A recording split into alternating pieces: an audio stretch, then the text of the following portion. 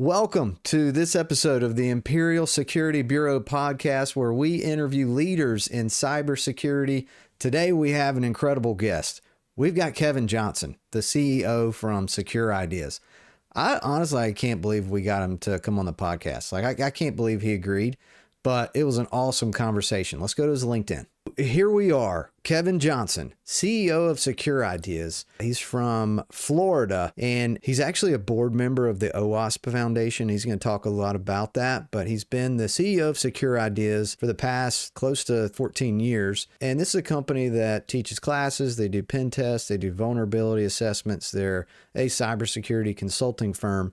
Now, it's very unique because Kevin is deeply ingrained in the cybersecurity community. He is a contributor to open source projects at OWASP, and he's also a routine keynote speaker at massive cybersecurity events and conferences like GERCon, ShowMeCon, DEF CON, RSA, you name it. He's been a keynote speaker at all these. And what's cool is he's also a member of the 501 or the 501st Legion. It's a Star Wars costume community that does charity events, and I may or may not become a member. But if you notice, Kevin started his career as a programmer and a systems administrator and just slowly worked his way up through the ranks before he started his own company.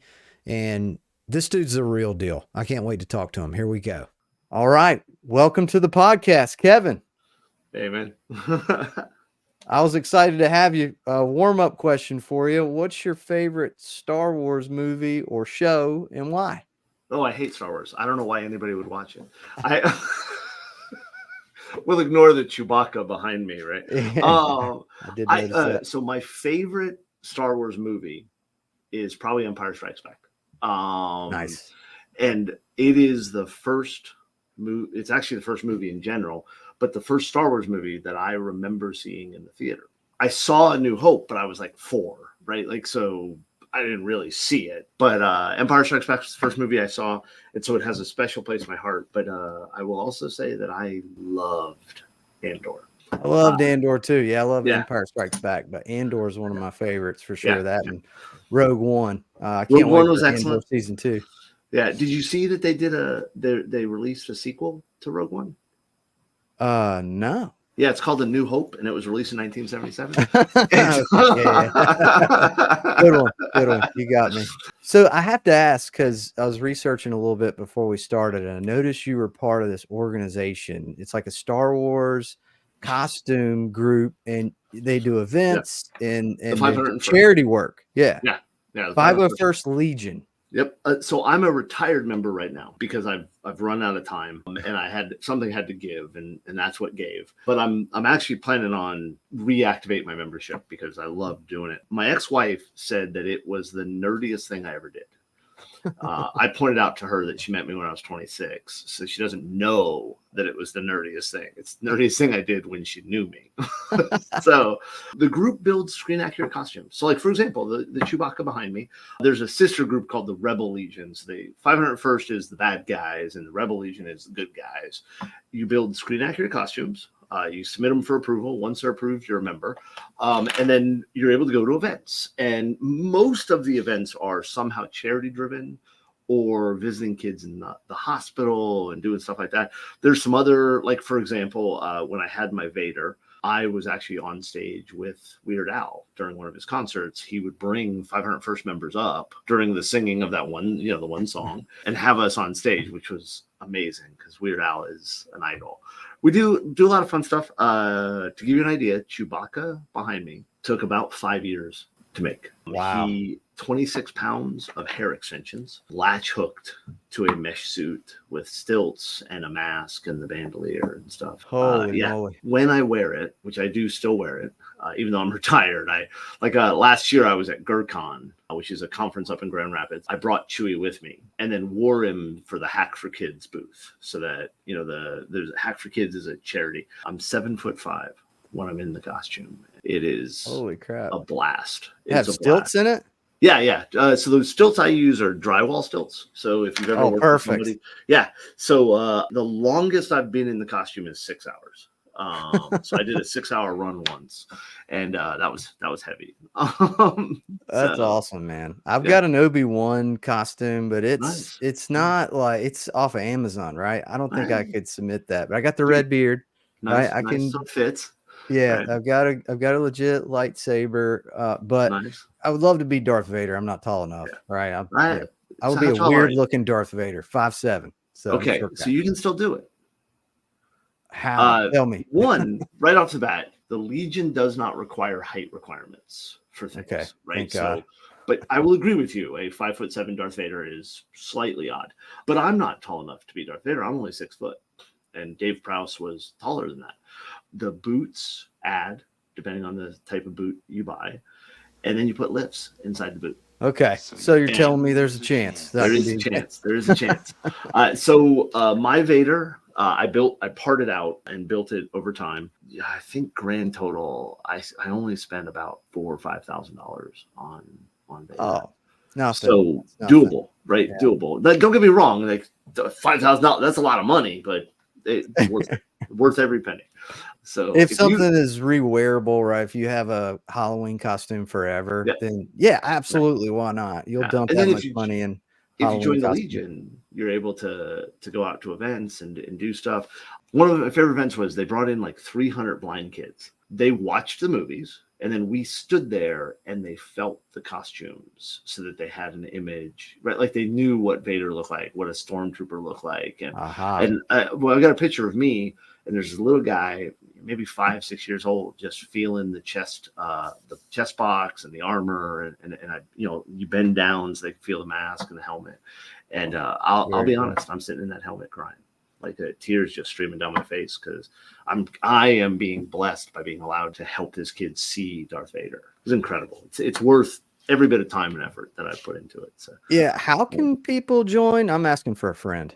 yeah, totally. I asked the same thing for a friend when I wanted to do it. So what you do is go to 501st.com. You pick the character you want. They've got what are called the costume reference library. There's a forum that you can sign up for. And basically there'll be people that will help you build it in your area, whatever your area is. There's a garrison or squad, almost guaranteed. There are other people doing it already. And what they'll do is they'll connect you with the local group. And then, like here in Jacksonville, we're part of Squad 7, which is Northeast Florida, right? Squad 7 runs armor parties on a pretty regular basis. And so you buy the pieces or whatever. You don't have to build the whole thing yourself. You get people to help you. And then you get together. And then once the costume is done, there's standards it has to meet. And if you look, it's actually fun. If you like the movies and the TV shows, going out and picking your favorite characters and seeing the specifics of the costume, it's kind of neat, right? Oh yeah. And so it'll say things like, okay, for this version of Darth Vader, because he was different in every movie. So my Vader was an Empire Strikes Back Vader, and the paint on the helmet is like this, the chest box looks like this, the color of the buttons, all that kind of stuff. You nerd out a little bit about it, and then you take the pictures. There's a series of pictures that are required. You submit them. If you meet the requirements, you're a member. If you don't, they'll tell you what you have to change. It'll be like, okay, this looks good, but the color of that button is wrong. You got to change. Oh wow, it's funny. They're really, really picky on the standards, and I think that's good, right? It's screen accurate, whatever. But it's funny because nobody else sees that. Like we all see it. Like I will tell you that it has changed the way I watch movies. Like I'll be watching a movie and I'll be like, oh man, did you see how they did that on the costume? It's crazy. Yeah, if you build one, yeah, I'm sure you gain a unique appreciation for it. So yeah, I would love the Stormtrooper outfit. I can think of a million different well, ones. let me warn you. Okay. When I joined, I thought I'd build one, maybe two costumes. I could be like, it'd be cool, right? Like, and I saw it because back in the day, Star Wars weekends at Disney, they would have this big parade of characters. That parade was not cast members. That was the 501st and the Rebel Legion, right? So we volunteered, would go down for the weekend and we'd march in the parade, right? I'm a Disney fanatic, so it was a blast, right? I was down there with my family and the parade went by and I was there because Star Wars, I love Star Wars. And the announcer's like, and now the volunteer group 500. I'm like, what do you mean volunteer group? And I'm on the phone in Disney. Like I'm in Hollywood. I guess it's Hollywood Studios. I always say MGM, and I'm on the phone like, what is this group? Oh my God, I could join. Ah! Yeah, I got all freaked out. And we actually left the part, we finished the day and we were driving over to see family. And on the way over, my ex-wife was driving and I'm on the phone. I actually ordered armor kits in the car on the way. Like I had already ordered pieces I needed to build my stormtrooper. That's And so the hilarious. warning I have for you is 501st is a drug dealer organization. And I don't mean that meanly, but it is like, here's your first costume. You want another one, don't you? Hey, you want another one, don't you? I think at one point I had 12 different costumes I had built or purchased or whatever that, just over time, I got to try that character. I got to do this one too. It was ridiculous. I'm going to have to follow up with you about that because I'm interested. I want to check it out. Maybe you've got a leftover costume. Maybe you don't need any more. Well, I may. I have a TIE pilot. I may. But okay. But honestly, where are you based? I'm in Raleigh, North Carolina. Okay, yeah. The Carolina Garrison is up there, and they're really helpful. And I will tell you right now, their website. I guarantee you that there's somebody in the local area that has the parts or the costume and stuff like that they're looking to sell or whatever. Afterwards, let's talk. And I'll check it out. I know some of the people up there, and I get you connected. I forgot you're in Raleigh. I'm going to be keynoting B-Sides RDU. Coming up. I don't remember what day. I probably should know that before I say it. But I'll be up there. I'll check that out. And I want to chat with you a little bit about all the conferences and such that you go to, because I do want to get more involved because I've chosen the cybersecurity space as something I want to dive deep into. As a recruiter, I've kind of worked on everything in tech, software engineering, infrastructure, some cybersecurity. But when I'm looking at the landscape and trying to figure out what's going to be a better long-term play, I feel like cybersecurity is going to be one of the safest bets. I mean, if anything, I'm a little biased, right? That's my entire job. But yeah, I think you're right. God, I hope you are. That's how I keep making payroll. Tell us a little bit about your story. How'd you land in cybersecurity? I'm a nerd. I've been a nerd for a very long time, right? I mean, if the ukulele and the Chewbacca behind me didn't tell you that, you weren't paying attention, I think. So, my background, I'm old, right? So in 1991, I graduated high school, barely. I'll tell you that many of my teachers did not think that was going to happen, but I did. And they gave me the paper, whatever that means. I got to walk.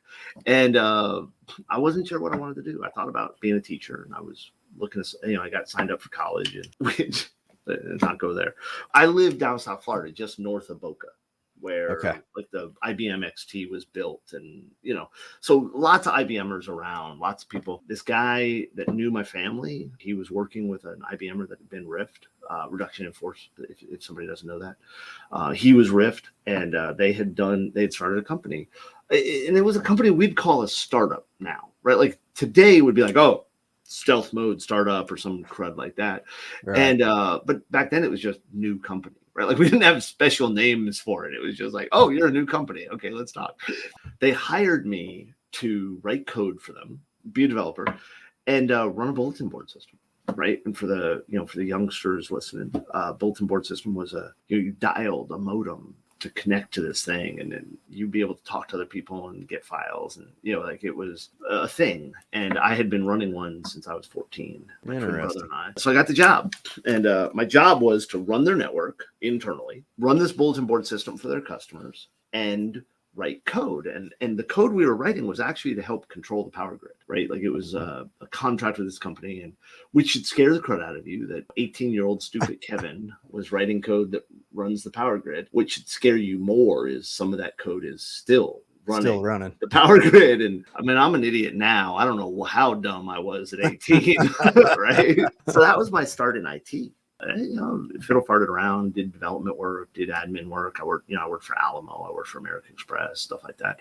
Some small companies. And then, about 20 years ago now, I'd always been interested in security. I started getting involved with security aspects, right? Like, okay, so I'm a developer, but I also have to manage the stuff I'm doing and do it right. I'm an admin. I got to lock things down, monitor logs. And remember O'Reilly Press? I mean, they're still around, but the O'Reilly books. I don't remember that. It's just a publisher, right? And they had a bunch of books. They were the type of books that you would read if you needed to know this technology. So I was looking at Snort, which is an intrusion detection system, and I was trying to learn it. And I was running it at the job I was at the time. And so I went and bought a book from O'Reilly called Snort and Other IDS Tools or something like that, right? And I'm flipping through it, and I get to this one page, and it talks about this tool called ACID, the analysis. So it was a web front end to analyze Snort. Jamie, pull that up. And it said something like, even though ACID has not been updated in a few years, it's still a popular front end for Snort. And I thought, oh my God, I found an error in an O'Reilly book. This is awesome, right? Like, oh man, this is cool. I found an error. I get to write to them. I'm a nerd, right? I'm all excited. Then I found out I'm an idiot, that they were right. It hadn't been updated in a couple of years. But in my head, I'm like, there's no way I'm running software on my network that is old. Like, I would know better. Of course, right? No, I didn't know better. I was running code that was old. And so I reached out to the developer, and I'm like, hey man, I see you're not updating this anymore. You need some help. It's an open source tool. I can contribute some code. I know how to do this. I never got a response from him. Wrote him a few times, and I'll admit it, I'm an impatient person, and I'm probably not the nicest of people. And I got a little irritated that I have this tool that lots and lots of people are using. It's not being updated, and that's a problem. And so I'm like, it's under the GPL. Okay. And I forked the project, and I created BASE, the Basic Analysis and Security Engine. And to be clear, because snooze you lose, right? Snooze exactly. You lose. You gave him an opportunity. I wanted to help him, right? Like, I wanted to do the right thing. So I did it acid-base, the chemistry reference, even though a lot of people thought it was a drug reference. And I'm like, no, it's chemistry, acid, base, neutral, right? Okay. And so I built BASE, released it, and it was very popular, which is crazy, right? People are like, oh my God, this is great. I'm using it. I got people to volunteer to help. We, like, Joel Essler started helping with it, contributing code, doing all this kind of stuff. Had a lot of people helping. So we built this tool, and then that led to, I was taking a class on intrusion detection and network analysis, and they taught my tool in the class. And that got me connected to the instructor, Mike Poor. And then that got me a job within Guardians, which was a penetration testing company, which is what I wanted to be. And we did incident response and forensics and pen testing and all that kind of stuff. And one day, so it just kind of like one thing led to another, where it was like, okay, you did this thing, and that led to this other thing. It actually drives me crazy, because people will say to me all the time, like, Kevin, how do I break into the industry? How did you do it? I'm like, damn, I don't know how I did it. I just one day woke up and went, oh my God, I'm a consultant. And oh my God, wow, this is crazy. But, really, all joking aside, what got me moving forward was I took the time to find something that needed to be done that I was capable of doing. And I sat down and did it. Right. And I hate to say it like that. Like, I was able to do this because people helped me. People showed me stuff. The security community is amazingly cooperative and helpful when asked. And so that's how I did it. I went from being an administrator and a developer to now 14 years ago, almost August, it'll be 14 years. I started Secure Ideas. We're now 26, 27 people. We're hiring. Bad news, we don't use recruiters. Sorry. Oh, I knew a good one. Nothing against recruiters. I was going to connect you. I knew a good one. Dang. Yeah. Dang. And the reason we don't use recruiters is nothing against recruiters. It is the fact that we tend to be inundated with resumes from people we know. I mean, I hate to say it, we haven't needed to use a recruiter. We hire very, very rarely do we hire. And when we do hire, we've got a list of people that we've known for a while, right? So again, not bashing recruiters. I mean, I do call recruiters pimps, but yeah, I understand. I hear it's funny. I actually got an email this morning. I've got this guy. He works for this company I won't name, and he's a recruiter. And about once every couple of weeks, I get an email from him with a candidate. Hey, I've got this candidate. He'd be great for your job, and I've just ignored it because one day he's never gonna happen. So today I wrote the guy and I'm like, hey, I inspired you. I was trying to be nice, and I said to the guy, hey man, I just want to let you know you're wasting your time. Even if I wanted to use a recruiter, which I don't right now, I am never going to accept a candidate that was just randomly emailed to me. Ever. I'm going to shed some light here. That is the number one way that we do business development. You're kidding. Yeah. It's called an MPC. MPC can mean most placeable candidate. Okay. So if you Yeah. have someone that's really good, that looks like a good match for a job that we found posted on your website, we're going to approach you Yeah. You know about the a issue with candidate that? that we have. You know the issue with that? There's a lot. A I lot of don't. No, times no, you just no, get ignored. no. A particular one in this one. I don't have a job list on my website. Oh, okay. Yeah. Well, Yeah. that So would the idea, be like if you were to say to me, "Hey, you have this job posting, and I have a candidate," to me, that's not a cold email. You have at least figured out that I have something relevant. okay. This dude Yeah. is just sending me rent. He has sent me developers. He has sent me admins. He sent me a project manager at one point. I like nothing to do with what I'm hiring for. Are they all like coming from the cybersecurity industry at Nope. least, or are these just Nope. random people? Oh I wow. feel like they're random. Most of them are cybersecurity, but some of them are like, I don't know why you think I want to hire that. Like, not Gotcha. looking for a corporate chef. All right. Let's Yes, pull I them up actually on wrote. LinkedIn. Who is Yeah, this let's pull person? him up. No, no, no. I wrote him this morning, and I said to him, "Hey, man, you're wasting your time.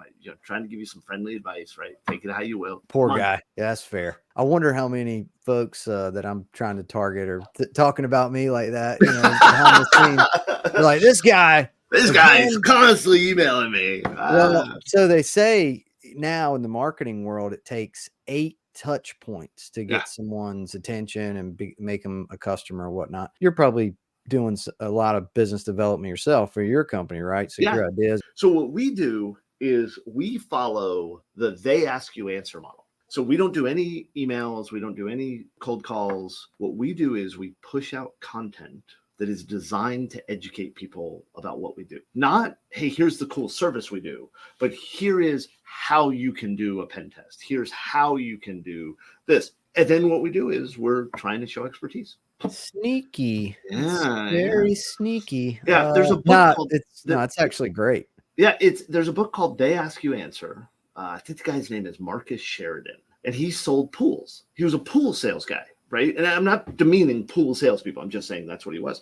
And so somebody recommended the book to me and Jason, my business partner. We read the book, and it was funny. I'm reading the book, and this guy's describing all the stuff about educating the customer, getting the customer to understand what they're buying, everything else before you sell, right? I'm like, man, this sounds so familiar. This sounds so familiar. And then I read that he's a pool salesman, and it hits me. And I go and I look, and sure enough, when we were installing a pool in our house, I had actually read about all the stuff about pools from his website. Oh, wow. Like I had literally leveraged his website. He's up in New Jersey. I'm in Florida. So it wasn't like I was going to hire him. I actually found the company that installed our pools through his website because his website said, hey, give us your area and we'll recommend pool companies that are in your area. I'm like, wow, what the heck, right? I typed in my zip code and he gave me, sure enough. And I thought to myself, damn, if this worked for the pool, why would it not work for pen testing? Right? I mean, yeah. And so we are one of the only firms like ours that our pricing is public. How to scope a job is public. Our template reports, everything. If you want to know anything about our services, including who else you could hire, we list the 7 companies we recommend that aren't us on our website. And what that's done is it has boosted our Google ranking, so we get people. But the more important thing that it has done is that when we sit down with a client, a potential client, right? And we're like, okay, let's talk about what you need. Let's talk about what your goals are. They are better educated about what they need. And so we're not actually convincing them they need our service. We're talking about how our service fits with what they're looking for, right? And so it becomes a much more collaborative sales conversation. And bluntly, the customers work with us more than they used to. Like it used to be that the customer would come to us and be like, okay, I need my annual test. Great. Here's your annual test. And that's great. Don't get me wrong. I like money. I like doing work. But now, because they understand why we do it, they understand where it fits, they've got more information available to them. The majority of our customers actually work with us more than that annual test. And I hate to say the term because I always feel like a used car salesman, but they're partnering with us more than just hiring us. Right. And so very cool. Yeah, the system works. So we don't cold call, we don't email, we don't do any of that kind of stuff. We just, hey, we're here. And part of that is I travel around the world getting on stage and presenting. And if you ever watch one of my presentations, which I'm not sure I recommend because they're full of dumb jokes and random tangents, right?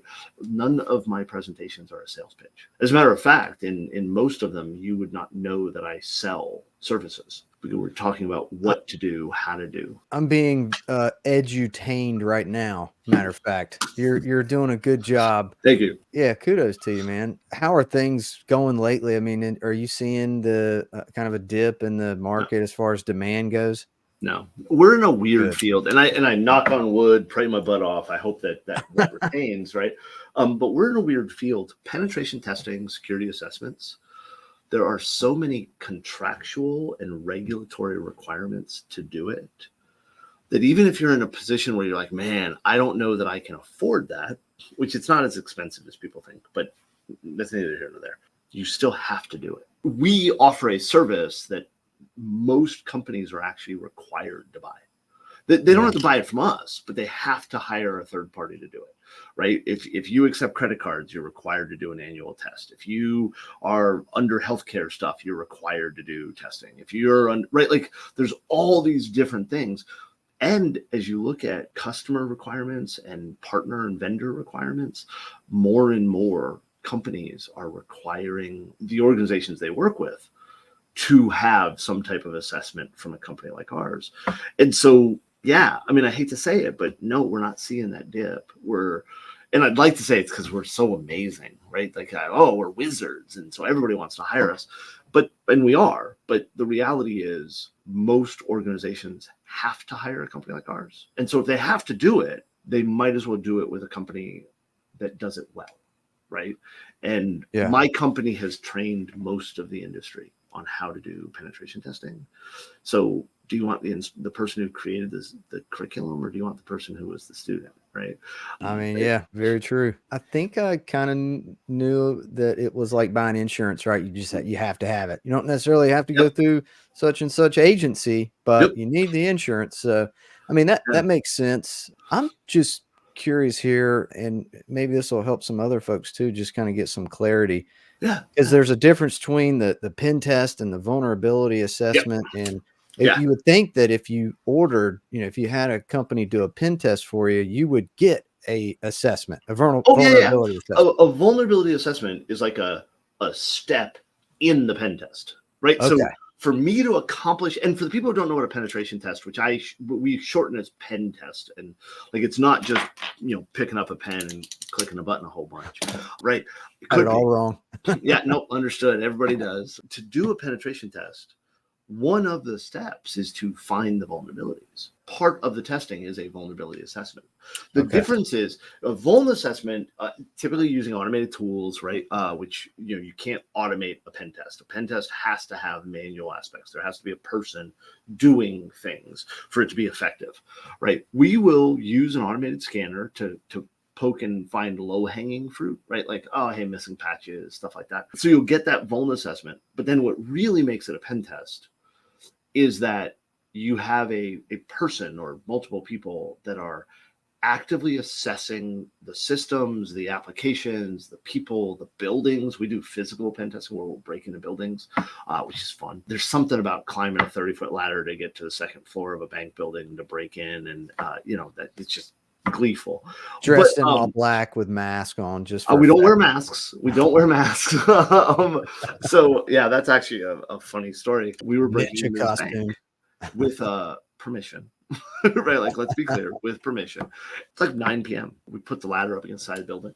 One of my consultants, Jennifer, she's about 2/3 of the way up the ladder. I'm down on the ground with Kathy, another one of our consultants, and the dude pulls up to use the ATM, and we're like, "Damn it, we're caught!" Right, like we're blocking the ATM path. Our truck is right there. I'm like, "Oh man, this guy's gonna call the police." Like we got a person up a ladder right on the side of the building. Dude gets out of the car and he's like, "I don't see anything. I'm just getting money out of the," and he like covers his face like, I didn't see your faces. I don't know who you are. He goes to the ATM, he gets money out, I didn't see anything. I'm just leaving now. And I'm like, okay. That's hilarious. Like, let's get in. So we got in as fast as we could because we're thinking cops are coming, right? We might as well accomplish what we're here for. Let's get this done. Yeah. And we told our customer about it. And the customer, my understanding, and I don't know that this is true, but this is what the customer said. The customer said that they actually pulled up the ATM logs, and because the guy never called the police. Like the police never came, nothing happened, right? We broke into the building, we left. Don't And, kill me. Yeah, exactly. They called the guy the next day. And they played it off like, well, we see that you use our ATM at such and such branch. We want to, get a customer satisfaction survey. Like, did the ATM work okay? Yeah. Was there anything odd that was going on?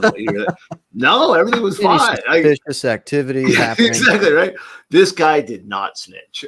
Like nothing. This guy was like, no, nothing odd, nothing weird. I just use the ATM. So yeah, that's funny, man. That's the difference, right? Like, did you attempt, when we go in and do a pen test, that we look at the systems, whatever we're testing, and we evaluate it. We go, okay, what would an attacker do, right? We refer to it as being professionally evil, right? Like it's actually our slogan, but like we got to have the bad guy mindset. Like, what would an evil person do presented with this machine? But do it professionally, right? Like, let's talk, breaking into buildings. You know that you can open every window in the world once, at least. Oh yeah. Yeah, you may not be able to close it, right? Yeah. So we don't do that. We don't, like, if a company hires us, it's break into the building. We don't bust the windows out, even though we know that would be successful, right? That's a given. Yeah. Right. Like, okay, I don't need to break the windows. So we try to bypass the controls. Same thing with networks and applications. We look at them and say, what would an attacker do with this level of access, with this vulnerability, whatever that is? And then we evaluate what an attacker would do. One, to see if it's successful. Could we do it? But two, what risk does that expose the customer to? My customer and my customer's customers, right? So yeah, I was able to get onto that server, but I couldn't get further. And there was no sensitive data on the server. Okay, so that's a lower risk, right? Because it's bad I got on the server. That's a problem. That should be fixed. But like, I didn't get medical data. I didn't get credit card numbers.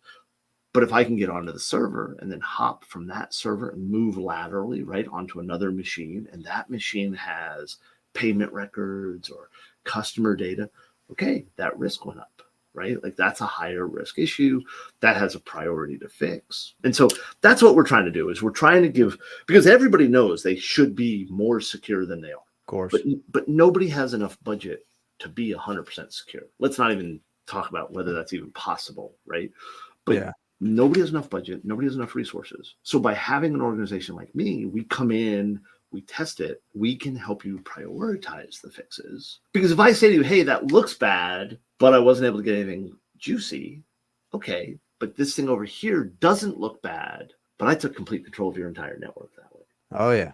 Right? Like, that helps you prioritize.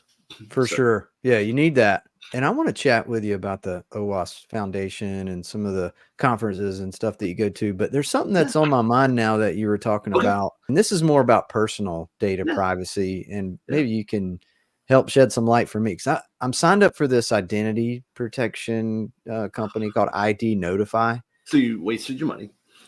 I guess. I don't know. You help me out here. I've been getting a lot of emails just lately. Yeah. And they're saying that your email got compromised, your data's in this leak, you're in this thing. It's on the dark web. Oh, the dark web. That's that's the internet where we turned off the lights. Yeah, right. Yeah. Well, what should I do about that? I mean, is there not anything? Okay. In most cases, not a damn thing. So the first thing you should do is unsubscribe from that crappy scammy service. So save your money. I have very strong feelings about the waste of money that most of those services are. There is a site called Have I Been Pwned, built and run by Troy Hunt, free. So it's Have I Been Pwned, Pwned. Right? I've been there. I didn't like the results. I'm not going to tell you whether you like the results. I'm just going to tell you those are the results, right? So it probably told you that your email and your password were in a number of breaches, right? Let's be blunt. Your email, your password, your credit card number, all that stuff is going to be breached. So let's not focus on monitoring for whether it was, because it's going to be, period. It's going to be. So here's what you do. Change the way you behave. And I know behavior modification is hard, right? That's why people still smoke. 1, every system you use a different password. I know that's difficult. People are like, oh, I got to remember them. No, you don't. Use a password manager. Something like Bitwarden or 1Pass is a software. Some of them are free. Some of them cost a minor amount of money. Bitwarden is the one that I use. It's the one I recommend, and I don't get any money for that. They have a free version that works fine for most people. All of your passwords go in there. Okay. And then you have a really strong master password, which I would say make it a sentence. Don't use the same password anywhere. Every password is different. Every password is unique. I would recommend using the generator that is in Bitwarden. It will actually generate strong passwords for you that you can use. That's first thing. Second thing, every single system that supports multi-factor authentication or two-factor authentication, turn it on. Use it. Yeah. Use it every time. I know people complain about it. I don't care. Use it. And if you've got a system that doesn't support two-factor authentication, stop using that system. And if you can't stop using the system, complain to them that it doesn't use MFA. MFA is trivial for organizations to set up today. It's way easier than it was even 5 years ago for an application to implement it. Every application on the internet, I don't care how sensitive you think it is, should have MFA, period. If you do those two things, unique password that you store in a password manager and MFA, the vast majority of the issues you have that they will report on the dark web are fixed. Good to know. You just helped a lot of people, I hope. I hope so. And I'm going to make some changes because, good. Yeah, I was worried about that. And I was like, okay, cool. I'm on the dark web. I mean, everybody's worried about their data, right? My data, China's looking at my data and blah, blah, blah. And I'm like, well, I post pictures of, I'm online all the time. I mean, half my life is digital. So hell, of course more than half your life is digital. Yeah. Right. Yeah. We're all over the place. My social security number is public. You can Google it. It's been compromised so many times. And I won't say it. Now, a lot of times I'll jokingly say it, but I found out recently that if I say it and it gets caught by wherever you host your podcast, they'll actually block your podcast. So I'm not going to do that to you. Yeah, please don't say that. Your data's out there, and that sucks and is bad and is a problem, but it's going to be out there. The other thing I'd recommend is lock your credit. Every single one of the credit bureaus has a feature where you can freeze your credit with them. If you're not applying for a credit card, you're not buying a house, you're not getting a car loan, whatever, there's no reason for your credit report to be accessible. So freeze it. Now, here's the thing to remember. When you go out to the bureau, their web interface is going to funnel you to where you can sign up for protection services that cost money. Don't do that. It takes a little bit more effort, right? Because you got to go to each bureau and freeze it separately. But it's 4 websites, right? Go to the 4 websites, freeze it. Oh, well, It's going to take a little effort, time and effort, right? But it's worth it because especially with the emergence of AI, and we can talk about AI later, but I mean, quantum decryption. I heard the term quantum decryption from Andrew Wilder, where passwords that were stolen 10 years ago under encryption, they may be able to, decrypt all that soon. So you might want to change. Right off the bat, if I've had your password hash for 10 years, I probably have your password, right? Yeah. So forget quantum. I've got a cracking server down. I got 3 cracking servers downstairs right now that the slowest one of them does 9 billion attempts per second to guess a password. Wow. That's the slowest of the 3. If I've had your password hash for 10 years, I've got your account. If you haven't changed your password in 10 years, not only do I have access to your account, but you probably deserve me to have access to your account. And that's me being a jerk. No more password 1, 2, 3, 4. Oh, or winter 2024. All right. Well, good stuff, man. I appreciate you helping us out with that. So back to the OWASP Foundation. I hope I'm saying that right. But you're an elected board member. Okay, good. Let me be clear. It's how I pronounce it. Doesn't mean it's right. Right. Yeah. Well, my brother, he used to be in running shoe sales and a big nationwide distributor. And one of the brands that they sold was Saucony. And if a customer came in and they were looking at the shoe and they said Saucony, he would say, "Oh, you mean Saucony?" And it was reverse. If they came in and said, "Oh yeah," he would always make them wrong. So it made him look like he was, just a little more educated. Yeah. So I was like, okay, I see. Yeah, but it worked on me. So nice. Yeah. So you should have been like, "Oh, you mean OWASP?" So the OWASP Foundation, for people who don't know, OWASP is over 20 years old. It was founded with the idea of making application security well known. Let's help people be better. Let's show them how to do things securely. Let's give them recommendations, toolings, education, stuff like that. And it's a nonprofit charity. I'm a lifetime member. I paid for my membership years ago. Not only am I a lifetime member, I paid for membership for every single one of my staff. Right? Every one of them is a member. And I run a project that is part of OWASP. That's, one of the things they do. They have chapter meetings, stuff like that. And so last year was a problematic year for OWASP. We lost two of our flagship projects, and we lost two board members through a series of issues. And I decided to put my time where my mouth is. I've said that OWASP needs better. I've said that OWASP needs to build their presence, right? For an organization that is referenced in every single application security thing that is worth anything, it is shameful how few paid members we have relatively. When I was running for election, there were less than 7,000 members in the entire organization, which, considering the fact that the Slack channel that they use has 30-some thousand people in it, and there are millions of developers out there, there's millions of IT people there. Like, this is a massive thing. So I ran, and I was elected. So I was one of the 4 people that were elected last year. I'm in a 2-year term, started in January. What I'm trying to do, and I want to be clear, I'm speaking for Kevin, not the board, right? What I'm trying to do is figure out how to get organizations to fund and sponsor the projects and chapters and efforts that OWASP is doing. And I'll pick on SamuraiWTF, which is the project I'm one of the project leads on. We're an environment that people can learn how to test applications, how to secure applications, right? All this kind of stuff. It's the web training framework is what the WTF stands for, honest. And I'll use Samurai as the example because we're not looking for funding. Everybody in the project is a volunteer. Everybody that works on the project is doing it on the side, right? It's their fun thing to do. But it costs money to run the project. It costs money to build things. It costs money to test things and publish it. Now, we're lucky. We have an organization. Secure Ideas actually funds all of the development of SamuraiWTF. I'm able to do that because 2 of the 3 project leads for Samurai own Secure Ideas. And so it was easy to convince us to pay the hosting fees and stuff like that for the project. But most projects out there don't have that, right? So Zap, which is a project that was a flagship project for OWASP, costs a few $100,000 a year to run. That cost is picked up by volunteers. And so they came to OWASP and said, help us, right? We're a flagship project for you, help us. But OWASP doesn't have that kind of money, right? And so here's a project that left OWASP and is now trying to figure out how to fund itself. So that's what I'm working on. I want to figure out how we can, without allowing companies to try to take over the message of OWASP, right? We don't want a company to come in and say, okay, I gave you $1 million, so you have to say my product fixes this issue. No, we're not.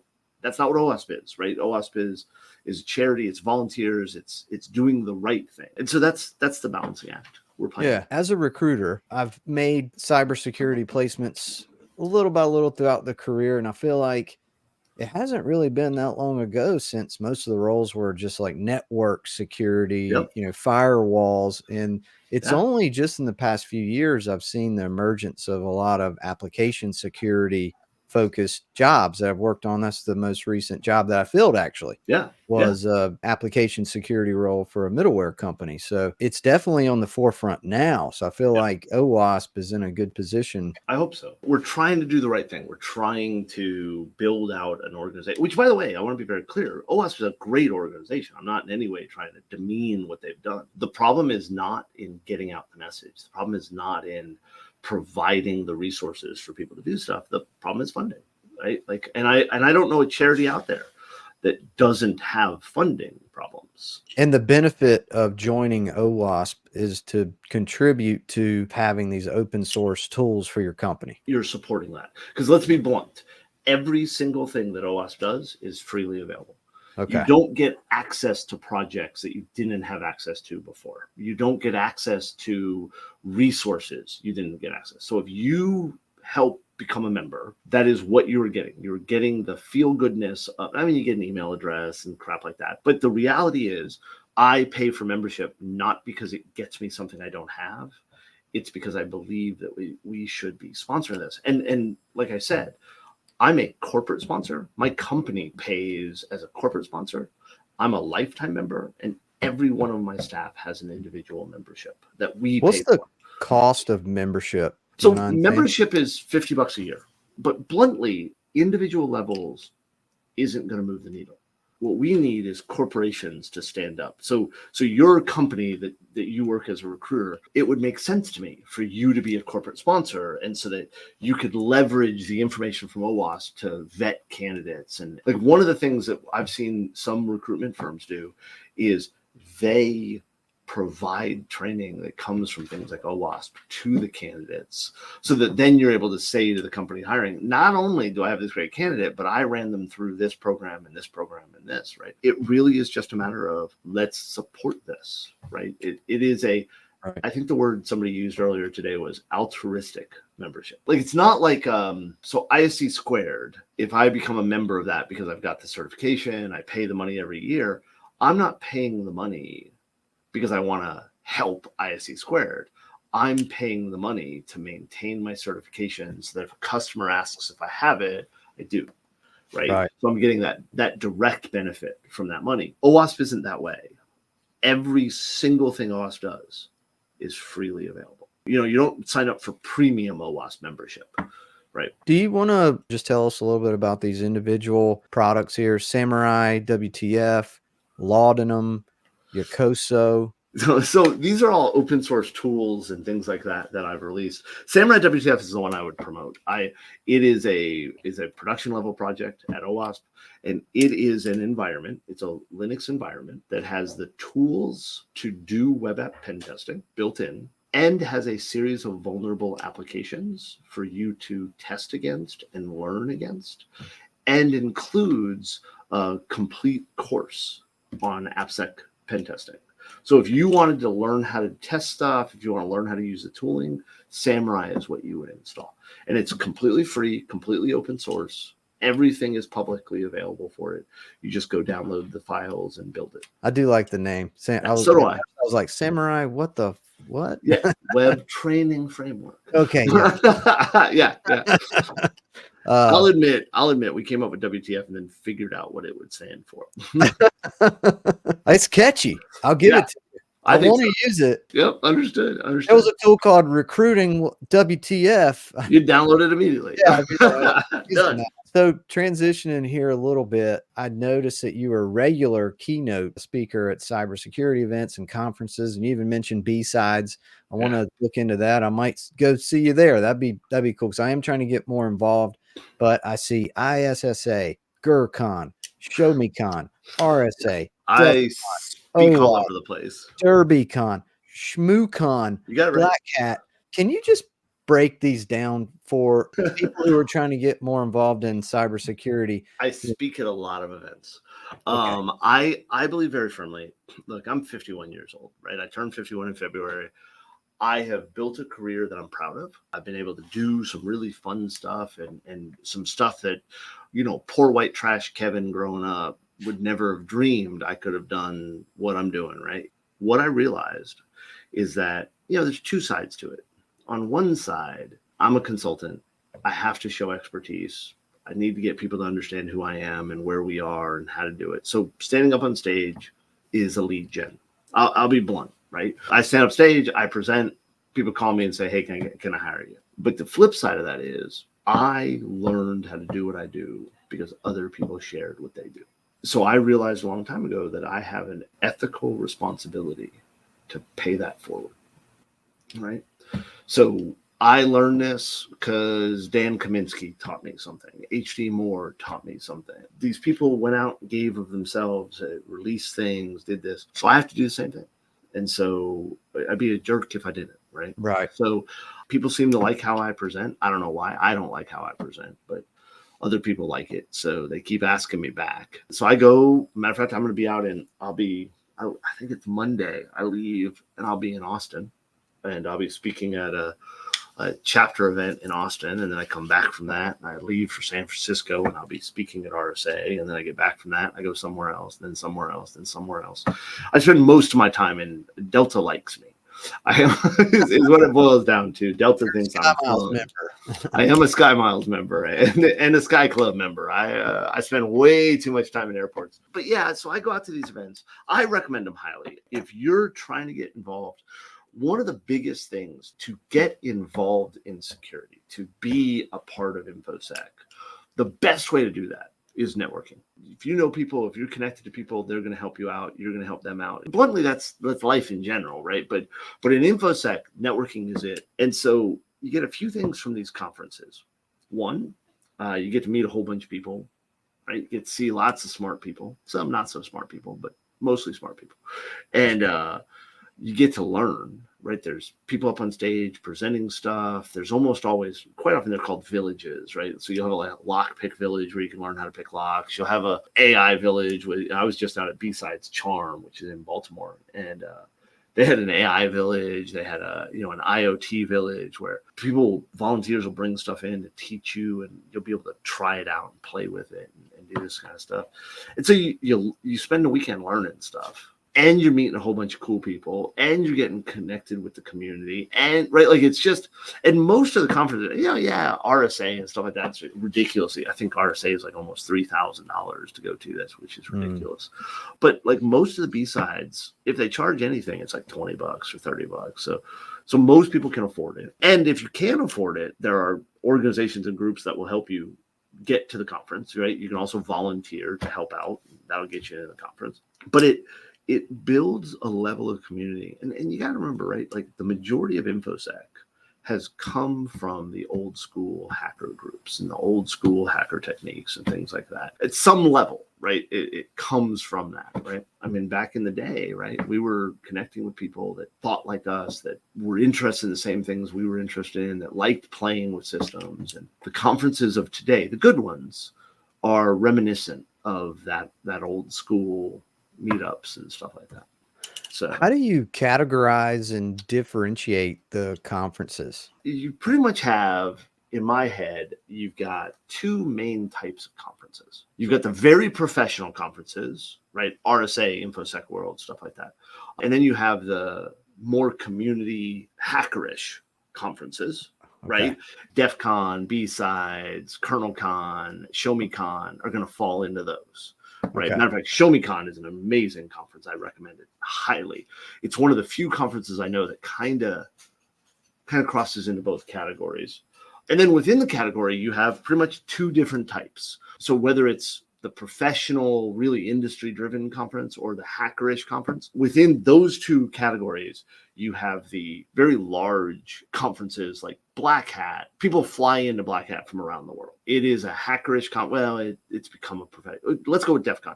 DEF CON is a hackerish conference, but it's also got like 40,000 people attending it. Okay. Right. It's got this ridiculous number of people. It's a big conference. There's things happening for the whole weekend. There's thousands of people going from around the world. And then, so you got the large conferences, and then you've got the smaller, what I would refer to as a regional conference. A lot of the B-Sides fall under that, right? Like B-Sides Charm, I think they had 800 people. That's a good size. Like it's still 800 big. people, that's a good size conference. That's how I'd categorize them. And then really what you got to look at is, what do you want out of it? If what you're looking for is a very professional CPE driven, then going out to an RSA or whatever is probably the direction you want to go. If you're looking to get involved in a capture the flag or a hackathon or a group of people, then the regional ones are probably a better one to start out with. Right? Yeah, just networking for me. I mean, because I need to meet candidates and hiring managers. So, if you had to pick two events to attend in a year, which would be your top two? If I had to pick only two. Only two. ShowMeCon and GERCON. And GERCON? Yeah. So ShowMeCon is in St. Louis. It's run by Dave Cronister. It is probably my favorite conference to go to. It's got a good mix of professionalism, meeting candidates, meeting buyers, meeting stuff like that, and hackerishness. So you got some fun stuff going on, things like that. That's a blast. That one's coming up in May, I think. Definitely worthwhile. I will admit I'm keynoting ShowMeCon this year, so I am a little biased. A little bit. But it is probably my favorite conference to go to. And then I would say that my second favorite one that I've been to recently, because I love ShmooCon. ShmooCon, probably the best conference I've ever been to. Next year will be the last year it's run. So yeah, that's in DC in the January, February timeframe. So I don't want to recommend it as a long-term recommendation because they have one more of it running. But GERCON is Grand Rapids. It's in September, October timeframe. absolutely amazing conference. Absolutely amazing conference. Chris and Jamie Payne run it. They put on a really great hacker conference. You go in there and you get to hang out with people that are just breaking stuff and building stuff and having a good time. It is absolutely worthwhile. If I had to throw in one that is as good, is Wild West Hacking Fest. It's up in South Dakota. It's run by Black Hills and Anti-Siphon, and that's great conference. The problem with Wild West Hacking Fest is it's in Deadwood, South Dakota, so it's not the easiest conference to get to. Out of my top 3, I cheated a little bit. Yeah, I think we got your top 5 there, but yeah, it's good stuff, man. In terms of like current events, are there any situations that you're closely following right now? No, not really. And here's why: every day something new is coming out, so I'm following all of it. Right. Or nobody can follow all of it, but you know what I mean? Like every day I evaluate. I've got a stream of stuff that I watch on Twitter and LinkedIn and just random Google alerts and stuff like that. Signed up for various newsletters. Dan Meisler's newsletter is amazing. Jason Haddock's newsletter is amazing. TLDR. Yeah. These are all great things to follow. These are really smart people that are taking time to curate things to send out, and you'll learn something. Every one of those 3 newsletters I listed, that when I read them, I learn something new every time. They're fascinating. My focus is slightly odd. I'm looking at new ways to attack things, new risks that are coming out, new things that I can leverage to help my customers do better. I can see why people come to you for help. I mean, you know your stuff, well connected. Can we talk about AI for just a minute? Are you pessimistic or optimistic about I bow to our robot overlords. I bow to our robot overlords. Okay. I have many times been recorded saying, and will be recorded saying it here, when the revolution happens and the AIs take over and the humans have to revolt, if you are an AI listening to this recording, I will be a snitch. Call me. I will tell you where the humans are. I got no problem with it. I think AI will run this world better than we do. I don't know anybody who can look at the politics going on, and I don't care what politics you follow. I don't. Well, apparently AI knows your politics just from looking at your face. They can analyze your face. That's okay. Whatever. So all joking aside, I believe AI, machine learning, LLMs, all this kind of stuff, ultimately they will be good. As long as we recognize that we are building and deploying a tool. A lot of people will point out the deficiencies in what they get out of large language models, LLMs. And that's because, in my opinion, they're trying to use it wrong. You don't use LLMs or ML to create something new. You use it to help you understand the stuff that you have. You leverage it to augment your knowledge, augment what you're doing, augment your writing, your whatever, right? But you got to use it in a way that you're vetting what it gives you. So I use ChatGPT and whatever all the time. I was looking at my ChatGPT history, right? And one of the questions I asked was basically, how do I call somebody an idiot professionally? And it gave me a nice selection of sentences that I could be polite while still getting my point across. I very often will take an idea. I'm about to write a new blog post, or I'm writing a description of a finding. Not a finding as in this customer, they have this problem, but like a new vulnerability is found out in the wild. I'll go to ChatGPT and say, hey, this is what I'm trying to write up. Can you help me out? Give me better language. Give me, right? Because I'm, like I told you, I barely made it out of high school, right? I don't have a college degree, right? Like I'm this nerd that just kind of figured stuff out working with other people. And so I'll go to ChatGPT and say, here's what I've written. Tell me what's wrong with it. Can you make it better? Can you help me improve it? Can you point out, right? But it's about stuff I already understand and know. I don't use ChatGPT to learn something new. Right. I will use ChatGPT to point me at sources of things I can read to learn something new. But I don't say to ChatGPT, hey, teach me this thing, because I don't know enough about the thing to see where they caught it wrong. Right. Yeah, you can't correct it. It can feed you anything. It's just trying to make you happy. Exactly. Even if it's giving wrong. You something. The thing to remember about ChatGPT and LLMs like that is they are designed to output something that looks similar to the answer to the question you asked them. They're not designed to answer the question. They're designed to generate something that looks similar to the answer. Now, most of the time, something that looks similar to the answer is close enough to get you there. But if you don't know the errors, you're gonna end up with something that's worse. So I'm very, very optimistic about AI and LLMs. I wish we had it already. I think we're gonna see this in enormous leap forward in what we're doing in the next few years. I'm really worried about it, and especially because Why? I feel like if I'm a recruiter, right? I feel like if I just had a AI developer that could or a couple of them that could just sit with me for about a month, Yeah. I could have them train and build a bot for me that would just do everything I would do. And step by step, this massive if-then tree and email scripts and the whole 9 yards and just do exactly what I'm doing. So that worries me. And then I'm like, okay, well, what are we going to do when AI takes all the jobs? And they're like, well, not all jobs will be taken. Well, I'm like, well, not yet, but then, you may find a gap and you may be able to add value in this one little area temporarily until the AI takes that job too. Yeah. See, I disagree with you. I'll tell you. Okay, good. I'll tell you you're wrong. And here's why I'll tell you you're wrong. You're not giving yourself enough credit. As a recruiter, if you're doing your job right, and I'm not judging you. I'm saying if you're doing your job right, you are bringing a knowledge and experience and a human touch that makes that recruitment effort better, and the AI can't do that. Yeah. You have things that you understand, that you can interact with, that human touch. And if you're not doing that, and I've known recruiters that I've used to work with tech systems. Should I have said that out loud? I've worked with recruiters that don't do that. They're reading a list of requirements, they pattern match it against a damn resume, and they give you people that aren't the right candidate. If you're one of those recruiters, yes, Blake, you should be worried.